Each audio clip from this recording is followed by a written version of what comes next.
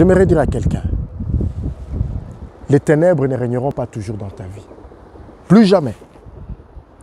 Les ténèbres ont assez duré dans ta vie et dans ta destinée, dans ton mariage. Au point où tu as l'impression comme si ta vie n'est que ténèbres. Tout ce que tu veux faire, tout ce que tu planifies, tout ce que tu envisages de mettre en place ne fait que échouer. Mais j'aimerais te dire, la bonne nouvelle est que Christ a décidé que tu entres dans une nouvelle saison. Et cette nouvelle saison commence dès le moment où tu écoutes cette voix. Tu crois à cette voix. Tu crois à la parole que je déclare. Je prie que les choses vont changer.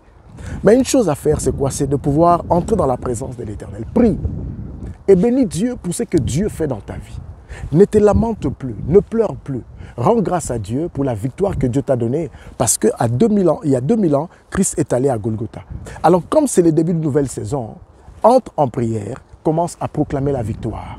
Ne dis plus Seigneur, pourquoi tu ne m'as pas donné ci, pourquoi tu ne m'as pas donné ça. Bénis Dieu pour ce que Dieu t'a déjà donné, même si tu ne l'as pas. C'est ça la foi. La Bible dit la foi est une ferme assurance des choses qu'on espère et une démonstration de celles qu'on ne voit pas. Alors commence par croire la certitude que tu as, des choses que tu n'as pas encore possédées, mais dont par ta foi et par ta prière tu la possèdes déjà. Ça va t'amener à le déclarer comme si tu l'avais déjà.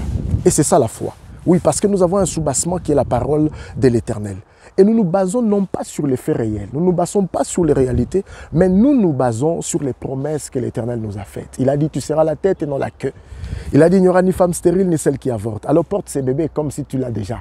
Bénis Dieu. Commence à rendre grâce à Dieu pour la vie de ces bébés que tu as. Commence à rendre grâce à Dieu pour ces millions que tu as. Commence à rendre grâce à Dieu pour ces chiffres d'affaires qui augmentent. Commence à rendre grâce à Dieu pour ces maris ou cette épouse que tu as obtenue. Commence à rendre grâce à Dieu pour ton entreprise qui atteint les sommets à cause de l'alliance qui a été traitée. Shalom.